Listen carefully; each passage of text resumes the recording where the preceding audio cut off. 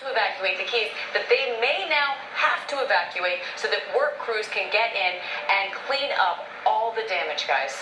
Such anxious times there. All right, Amy, thank you. And to add to that frustration, millions across Florida are still without power, and traffic is backing up as residents try to return home.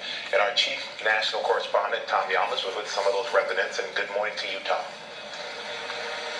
Michael, good morning to you. And you know, when those people come home, some of them throughout Florida are coming home to communities like this. Look at the 7-Eleven, completely destroyed. Irma just mangled all that metal. And this morning we have our drone in the air. You can see it overhead right now at this busy intersection. Another hazard with all the power outages, there are no traffic lights in areas. People should be treating this intersection as a four-way stop, but as you can see, some just clearly run through it. This morning, thousands of utility crews working around the clock to restore power. People could be out of power for weeks. Hurricane Irma's size and 140-mile-per-hour winds downing power lines, uprooting trees, and blowing transformers. Daylight showing a wake of destruction, but at night, the full scope of the struggle. It's nighttime now, and in certain parts of Florida, it is very dark because there's no power. We saw some people hanging outside the front of their house, so we're going to talk to them now. No power. All right. Over 24 hours now. This couple took us inside their home. No power, no AC, no running water. Wow, so this is pitch black, huh? It's complete darkness, and when I lose the flashlight, that's what it's like for a lot of people here in Florida. The hardest part's not having air conditioning at this point. Besides no power, others are dealing with no running water. Michelle Wells showed us how there's nothing coming out of her faucet and how they're getting by. What about baths, things like that? What do you guys do? We filled up the bathtub, so we're good for a little bit, just like buckets, you know. The other big hurdle for some, getting home. The millions forced to evacuate, now desperate to see if their homes survived Irma, starting to clog roadways. This line of cars trying to gain entry to Miami Beach, told by officials they're not allowed back in yet. Confusion and frustration as residents are forced to turn back while emergency crews check the condition of roads and bridges, clearing up large debris.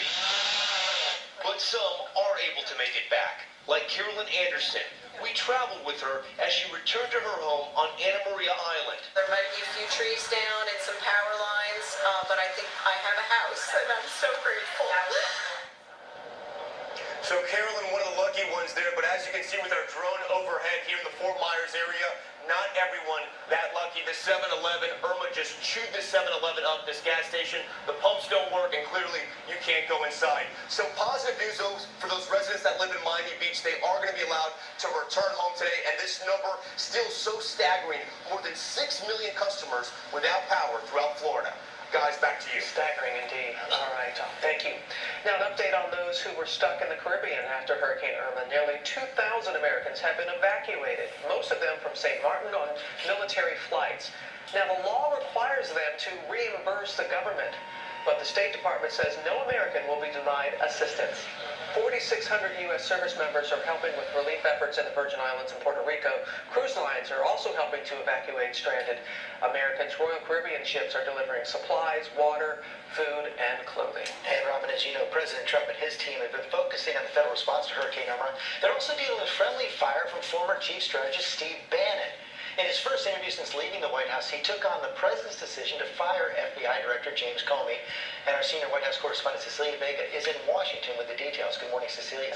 George, good morning to you. He is calling that the worst mistake in modern political history. 3 weeks out of the job, and Steve Bannon is already causing some major headaches for his former colleagues here. Former White House chief strategist Steve Bannon is out and on the attack. 60 Minutes asked if Bannon would describe Comey's firing as the biggest mistake in political history. That would probably be too bombastic even for me, but maybe modern political history. So, the firing of James Comey was the biggest mistake in modern political history. If you're saying that that's associated with me, then I'll leave it at that. And he also claims that firing Comey led directly to special counsel Robert Mueller's investigation. I don't think there's any doubt that if James Comey had not been fired, we would not have a special counsel, yes. And now the White House is on the defense against one of its own. We've been pretty clear what our position is, and certainly I think that has been shown in the days that followed that the president was right in firing Director Comey. It is the controversial former aide's first television interview since leaving the White House, and Bannon also wages war against what he calls the Republican establishment. The Republican establishment is trying to nullify the 2016 election. That's a brutal fact we have to face. Well, he appears to be keeping his promise to wage war on the Washington establishment. The White House says that Bannon and President Trump, George, have only